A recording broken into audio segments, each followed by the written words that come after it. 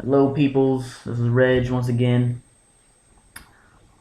Today I was gonna make a video, but I was gonna try to do something really creative, but after talking with my dad, who's like a best friend of mine, I was thinking it would probably be better if I just said what was on my mind instead of trying to make something really creative, different. I'd rather just be real, straight up. Today's topic is going to be on something that I think a lot of people have questions and concerns about, which I used to too a while back, and I used to kind of be a little bit of like a relationship counselor. So I was just going to talk about something that I feel as though I know a little bit about: relationships. Something that I think is important, but people kind of lost out on, and kind of bridges into a little bit of everything. Okay, I think especially in our generation, we've lost out on what love is really supposed to be about. And I think that people underestimate how important it is to really not just find somebody like a companion or a mate or a lover, but somebody that's a friend and somebody you can confide in, because trust is the basis of every relationship. If you have a best friend, you guys are close because you can talk to each other. You guys are best friends, so to speak, because you can confide in one another, which is the same thing in a relationship, whether it be a relationship with a boyfriend or girlfriend, a husband or wife, even a pet. I mean, anybody you have a relationship with, there has to be some level of trust. There has to be a level of communication. There has to be that openness. There has to be something that you can really confide in that person in order for them to really be someone that you can really depend on. So that's kind of what I want to talk about today. And I think that a lot of people have a misconstrued idea of what a good friend, or I would say mate, would really consist of. So I was just gonna say what I think, my own personal opinions, which would be something that you really should look for whenever you even talking about being with someone, even before you guys even get together. From just my own personal experience. Well, whenever I go out, or whenever I was in the whole dating scene, my whole approach was, if I'm gonna talk to someone, what am I really looking for? So I think that's probably the first thing to discuss when we're even thinking about getting with someone, is what are you really looking for? Are you looking for somebody to just hang out with, maybe just a companion, maybe somebody just to talk to, somebody just to really to vent to? A lot of times I think people go out, whether it could be going to a club or going to church or meet just out and about, you at the mall, whatever, meeting someone, and you just so happen to have this idea in the back of your head of what the perfect person for you is, whether it be somebody that's tall, short, skinny, if you have certain restrictions on race, whatever, what have you. And whatever that idea is, whoever you talk to or come into contact with either fits that mold, or you're trying to fit them into it.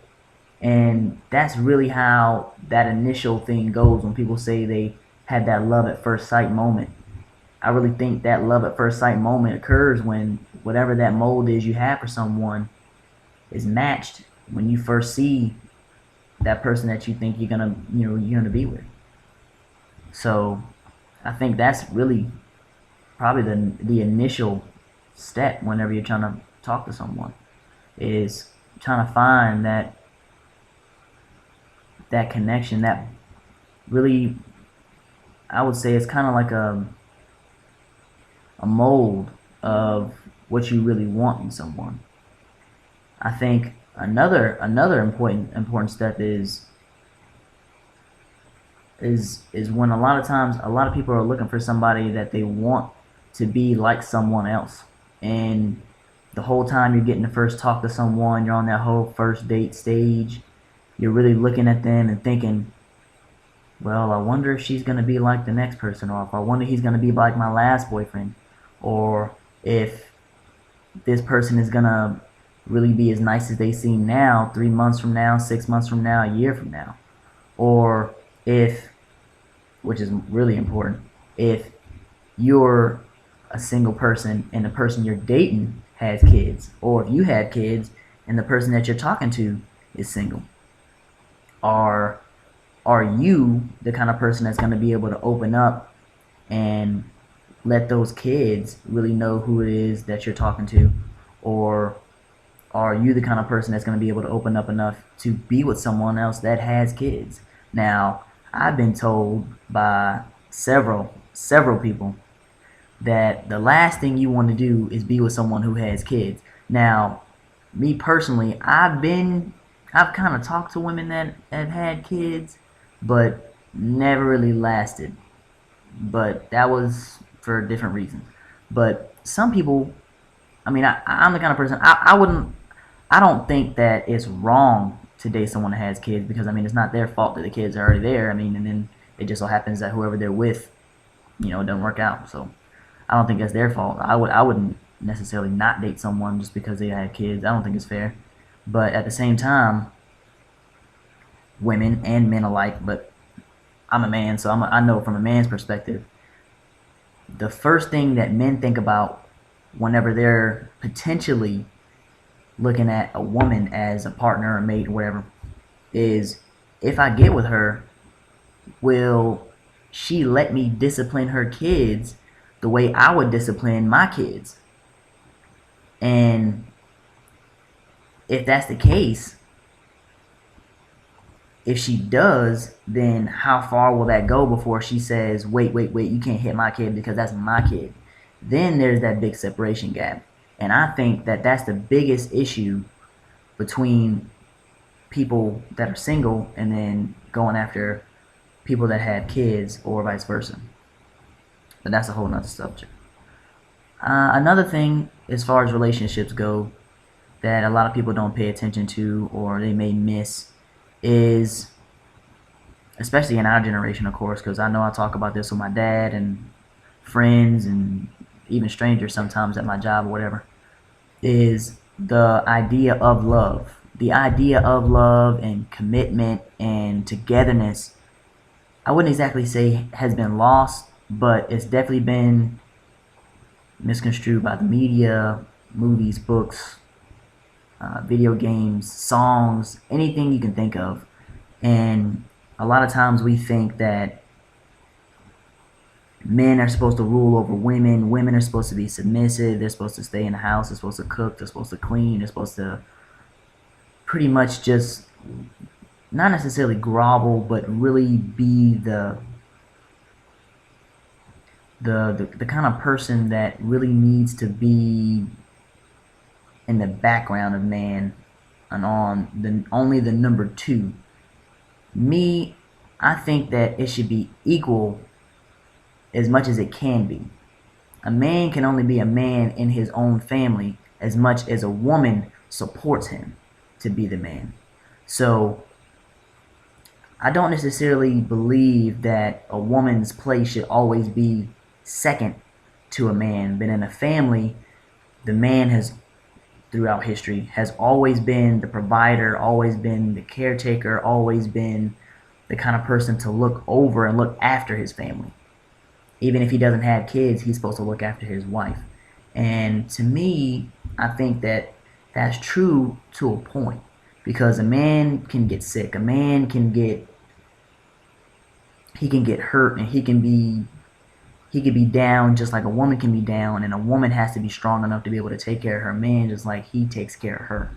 Now, there are, of course, certain things that men can do that women can't do, but it's really, even that's limited. But I think it should be even. I don't think it should be more than another. And that's another thing. A lot of times people think that a relationship should be, in a certain kind of percentage. Like a man should be able to take care of certain things that women can't take care of. Women should be able to take care of that certain men can't take care of. People always say, I'm nothing without you. That shouldn't be the mindset going into a relationship, because whenever two people come together, they should be able to bring certain things to the relationship that others can't bring, and then the things that they share in common should only strengthen the relationship. So a lot of times people rush through things. They have problems and they automatically think things aren't going to work out, instead of just working them out and then growing from there. Everybody loves the idea of making up and hates the idea of breaking up, but at the same time, if people don't take time to think and to look back at the situation and really assess what's going on in that situation in the relationship, they'll lose out on the potential soulmate.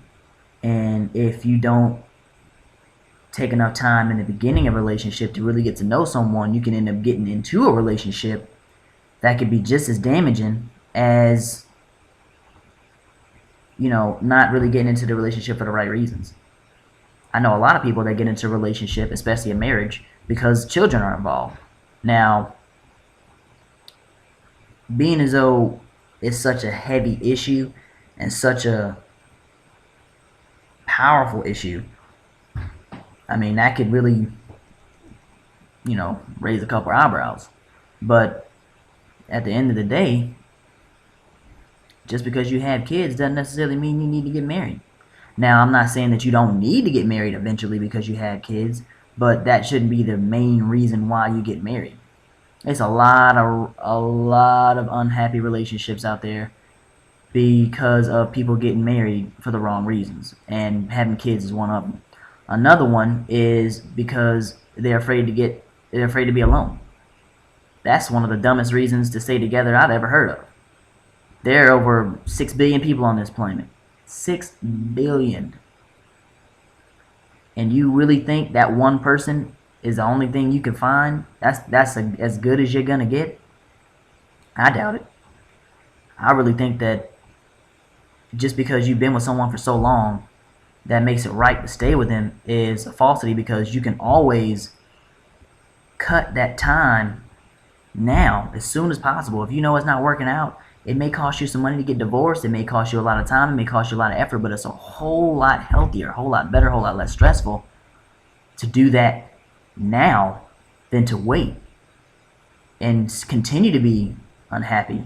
And if there's kids involved and you guys are suffering, you guys don't have an intimate relationship, you guys don't have a close relationship, you guys don't have a strong bond, you don't talk, and you do talk, it's simple, hey, how you doing? Kids pick up on that. I mean, even little kids, infants even. They may not show it and say it, but they know it. I mean, body language is 70% of communication. You have to be able to know stuff like that. And as much as people don't think kids pay attention, they do. They really do. And if you're unhappy, the best thing to do is try to be happy. And if that means breaking up a relationship that you've been in with for 5, 10, 15, even 20 years or so or more, if that's what it takes to make you happy, be happy. And if chances are, if you're not happy, neither are they. And if you guys know you're not happy, give yourself a chance to be happy. But more to come on more relationship stuff. This got a lot longer than I thought it would. Let me know. If you guys have any questions, feel free.